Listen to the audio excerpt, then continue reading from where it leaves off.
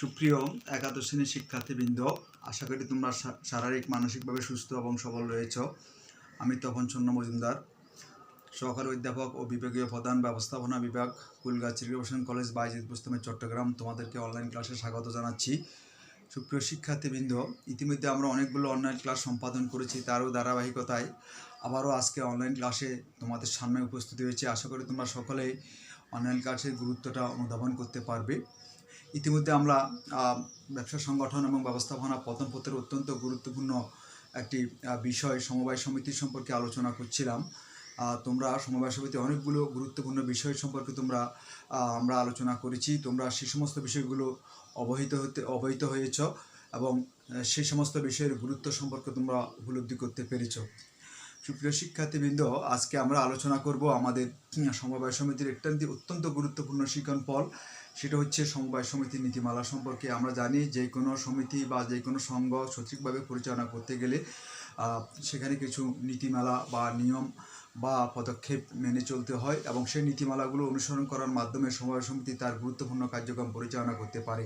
কেননা নীতিমালা ব্যতি রেখে কোনো কার্যক্রম সঠিকভাবে পরিচালনা করা যায় না। নীতিমালার মধ্য থেকেই প্রত্যেকটি সমবায় সমিতি তার গুরুত্ব সম্পর্কে অনুধাবন করতে পারে। প্রত্যেকটি সদস্য সমবায় সমিতির গুরুত্ব অনুধাবন করে তাদের উপর অর্পিত দায়িত্ব কর্তব্য তারা সঠিকভাবে সম্পাদন করতে পারে। সুপ্রিয় শিক্ষার্থীবৃন্দ, আমরা আজকে যে বিষয়টি নিয়ে আমরা কথা বলবো সেটা হচ্ছে সমবায় সমিতির নীতিমালা সম্পর্কে। প্রথমেই সমবায় সমিতির যে নীতিমালা সম্পর্কে আমরা কথা বলবো সেটা হচ্ছে একতা। আমরা আগে বলেছি একতাই সমবায় সমিতির মূলনীতির বৈশিষ্ট্য। সকলে একতাবদ্ধ হয়ে যে কোনো কাজ যদি আমরা সম্পাদন করতে চাই তাহলে যে কোনো কঠিন কাজকে আমরা সফলতার সাথে, সার্থকতার সাথে এবং অতি অল্প সময়ে সম্পাদন করতে পারি।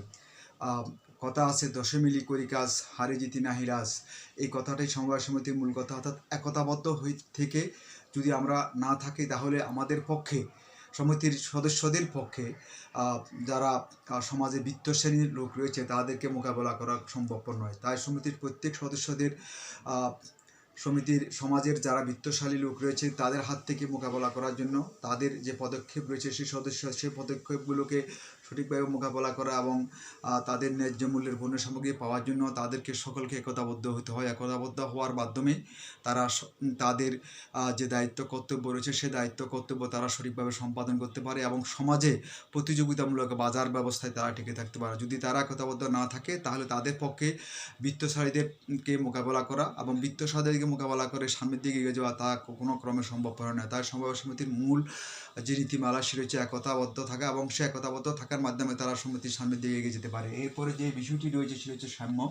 আমরা আগে বলেছি সমবায় সমিতির আরেকটি মুখ্য নীতি হচ্ছে সাম্য। অর্থাৎ সকলেই এখানে সমান নীতি অনুসরণ করবে। কেউ বেশি অধিকার প্রয়োগ করবে, কেউ কম অধিকার প্রয়োগ করবে, কেউ বেশি ভোটাধিকার প্রয়োগ করবে, কম ভোটাধিকার প্রয়োগ করবে, সেটা নয়। সকলেই সমান অধিকার প্রয়োগ করবে। কারণ সমবায় সমিতি হচ্ছে দরিদ্র অসহায় জনগোষ্ঠীর সংগঠন। এখানে যদি কেউ অধিক পরিমাণ অধিকার প্রয়োগ করতে চায় তাহলে অন্যান্য যারা সদস্য রয়েছেন তাদের পক্ষে সমবায় সমিতির টিকে থাকা কখনো সম্ভব হবে না। তাই সমবায় সমিতির টিকে থাকতে গেলে সকলকে সহযোগিতা সমান চোখে দৃষ্টি দেখতে হবে, সমানভাবে তাদেরকে কার্যক্রম পরিচালনা করতে হবে। সকলের সমান সহযোগিতা এবং কার্যক্রমের মাধ্যমে যদি সমবায় সমিতি তার কার্যক্রম পরিচালনা করে থাকে তাহলে সমবায় সমিতির সামনের দিকে এগিয়ে যেতে সক্ষম হয়। যদি সমবায় সমিতি সমান ভোটাধিকার বা সমান সাম্যের অধিকার সেখানে না থাকে তাহলে সমবায় সমিতির পক্ষে সামনের দিকে এগিয়ে যাওয়া কখনো সম্ভবপর নয়। তার সমবায় সমিতির তার কাঙ্ক্ষিত লক্ষ্য অর্জন করার জন্য যে জিনিসটি দরকার, সকলেরকে সমানভাবে দেখা, সকলের প্রতি সমান অধিকার প্রয়োগ করা, সকলকে সমান চোখে দেখে তাদের প্রতি যে দায়িত্ব রয়েছে সেই দায়িত্ব সঠিকভাবে পালন করা এবং সেই দায়িত্ব যদি তারা সঠিকভাবে পালন করতে পারে তাহলে সমবায় সমিতি তার কার্যক্রম সঠিকভাবে পরিচালনা করতে সক্ষম হয়। এরপরে যে বিষয়টি হচ্ছে সহযোগিতা করা। সমবায় সমিতির আরেকটি অত্যন্ত গুরুত্বপূর্ণ নীতিমালা হচ্ছে সমবায় সমিতির সদস্যদের সহযোগিতা। আমরা আগে বলছি দশে মিলে করি কাজ, হারে জিতি নাহি যাস এবং এই মূলনীতির উপর ভিত্তি করে সমবায় সমিতি প্রতিষ্ঠিত হয়। আমরা আগে বলেছি এখানে প্রতিযোগিতা নয়, বন্ধুত্বপূর্ণ সহযোগিতা কার্যক্রম পরিচালনা করা সমবায় সমিতির মূল লক্ষ্য। অর্থাৎ এখানে কোনো প্রতিযোগিতা থাকবে না। সমবায় সমিতির মুখ্য উদ্দেশ্য সদস্যদের আর্থসামাজিক অবস্থার উন্নয়ন সাধন করা এবং এই আর্থসামাজিক অবস্থার উন্নয়ন সাধন করার জন্য প্রত্যেক সদস্য যে যেখানে রয়েছে সে সেখান থেকে তার উপর অর্পিত দায়িত্ব কর্তব্য তারা সঠিকভাবে পালন করবে, এবং সেই দায়িত্ব যদি তারা সঠিকভাবে পালন করতে পারে তাহলে তারা সঠিকভাবে তাদের কর্তব্য কাজ সঠিকভাবে তারা সহযোগিতার মাধ্যমে তারা সঠিকভাবে পরিচালনা করার মাধ্যমে সমিতিকে সামনের দিকে এগিয়ে নিতে সক্ষম হবে, এবং সমিতি যদি সামনের দিকে এগিয়ে নিতে সক্ষম হয় তাহলে প্রাতিষ্ঠানিক লক্ষ্য অর্জন করা সম্ভবপর হবে। এবং এই যে সহযোগিতা এবং সহযোগিতার মাধ্যমে যে কোনো দুর্গম, যে কোনো কঠিন কাজ, যে কোনো দুর্ভেদ্য কাজ অত্যন্ত সফলতার সাথে সম্পাদন করা যায়। কারণ একের পক্ষে যে কাজটি করা সম্ভবপর না, সকলের পক্ষে সেই কাজটি করা অত্যন্ত সহজ, এবং সেই কাজটি করতে গেলে সকলের সহযোগিতার দরকার হয়। সেজন্য সমবায় সমিতিকে বলা হয় ঐক্যবদ্ধের মিলনের ফল, অর্থাৎ সকলেই নিজেরা নিজেদের আর্থসামাজিক অবস্থার উন্নয়ন সাধন করার জন্য তারা একতাবদ্ধ হয়, এবং একতাবদ্ধ হয়ে সকলের আর্থসামাজিক অবস্থার উন্নয়ন সাধনের জন্য তারা কাজ করে। এর ফলে দেখা যায় যে আমাদের সমাজের মধ্যে কোনো ধরনের প্রাকৃতিক দুর্যোগ, মহামারী বা অন্যান্য বিষয় দেখা দেয়, তখন সমবায় সমিতির সকল সদস্য তারা একত্রিত হয়, এবং একত্রিত হয়ে তারা প্রত্যেকে নিজেদের সকলের বিষয়টি তারা গুরুত্ব সহকারে অনুধাবন করতে পারে, এবং সকলের সহযোগিতা করার মাধ্যমে তারা সামনের দিকে যেতে সক্ষম হয়। এবং এই সহযোগিতা যদি না থাকে তাহলে সমবায় সমিতির যে মুখ্য উদ্দেশ্য সকলের আর্থসামাজিক অবস্থার উন্নয়ন সাধন করা, সে আর্থসামাজিক অবস্থার উন্নয়ন সাধন করা কখনো সম্ভবপর না। সদস্যদের আর্থসামাজিক অবস্থার উন্নয়ন সাধন করতে গেলে দরকার সকলের সহযোগিতা, এবং সেই সহযোগিতা রয়েছে সমবায় সমিতিতে। এবং সমবায় সমিতির মুখ্য যে নীতিমালা রয়েছে সেই নীতিমালার মধ্যে রয়েছে সকলের তরে সকলে প্রত্যেকে আমরা পরতরে, এই বিষয়টিকে গুরুত্ব দিয়ে সমবায় সমিতির তার কার্যক্রমগুলো পরিচালনা করতে থাকে। এরপরে যেটা রয়েছে সেটা হচ্ছে সততা। সমবায় সমিতির প্রত্যেক সদস্য তার স্ব স্থানে থেকে সততা, ন্যায় নিষ্ঠার সাথে কার্যক্রম পরিচালনা করবে। বিশেষ করে সমবায় সমিতি যারা পরিচালনা করে তাদের মধ্যে যদি সততা না থাকে তাহলে সমবায় সমিতি তার কার্যক্রম পরিচালনা করতে ব্যর্থ হবে। কারণ সততাই সমবায় সমিতির উৎকৃষ্ট পন্থা, অনেস্টি ইজ দ্য বেস্ট বলেছে। এই নীতির উপর ভিত্তি করে সমবায় সমিতি তার কার্যক্রম পরিচালনা করে, এবং এই সততা যদি না থাকে তাহলে সমবায় সমিতি তার কার্যক্রম পরিচালনা করতে পারবে না। এরপরে রয়েছে মিতব্যয়িতা। মিতব্যয়িতা হচ্ছে সবচেয়ে কাম্য সম্পদের সঠিক ব্যবহার নিশ্চিত করা, এবং যেখানে যতটুকু পরিমাণ ব্যয় করা দরকার ততটুকু পরিমাণ ব্যয় করা, তার বাইরে কোনো ব্যয় করা নয়। অর্থাৎ বেশি পরিমাণ ব্যয় করলে সমিতির যে উদ্দেশ্য নিয়ে সমিতি প্রতিষ্ঠিত হয়েছে সেই উদ্দেশ্য কখনো অর্জন করা সম্ভব না। তাই উদ্দেশ্য অর্জনের জন্য দরকার সকলের মিতব্যয়িতা এবং সকলের কাঙ্ক্ষিত ব্যবহার।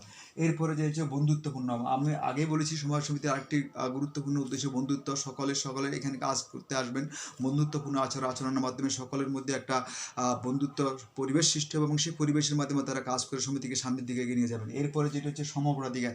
সমবায় সমিতির আরেকটি গুরুত্বপূর্ণ নীতি হচ্ছে সমভোটাধিকার। এখানে সকলেই প্রত্যেকের একটি মাত্র ভোটাধিকার থাকবে। একজন সদস্য অধিক সংখ্যক শেয়ারের মালিক হলেও তার ভোটাধিকার থাকবে মাত্র একটি, এবং সে একটি ভোটাধিকার প্রয়োগ করার মাধ্যমে সমিতিতে তার নেতা নির্বাচিত করবেন, অথবা সমিতিতে যারা পরিচালনা করেন তাদেরকে নির্বাচিত করেন। একাধিক ভোটাধিকার প্রয়োগ করলে তাহলে দেখা যাবে যে যারা দরিদ্র অসহায় শ্রেণীর সমবায় সমিতির সদস্য রয়েছেন তাদের কোনো স্বার্থ থাকবে না, তারা কোনো সঠিকভাবে কার্যক্রম পরিচালনা করতে পারবে না। এরপরে যেটা হচ্ছে সমঝোতা। আমরা আগে বলেছি সমবায় সমিতির আরেকটি গুরুত্বপূর্ণ উদ্দেশ্য হচ্ছে সমঝোতা।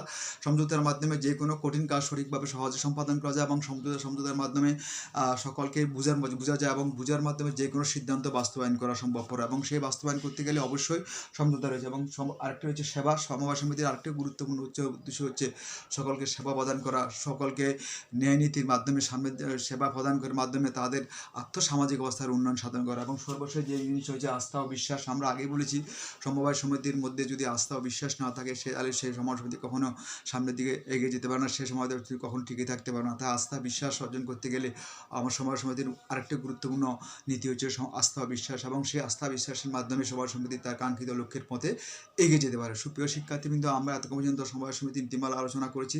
আশা করি তোমরা সমবায় সমিতির নীতিমালা গুরুত্ব তোমরা অনুধাবন করতে পেরেছ। আগামী ক্লাসে আমরা সমবায় সমিতির প্রকারভেদ সম্পর্কে আলোচনা করব। এই প্রত্যাশা ব্যক্ত রেখে আজকের ক্লাসটি এখানে শেষ করছি। সকলকে ধন্যবাদ।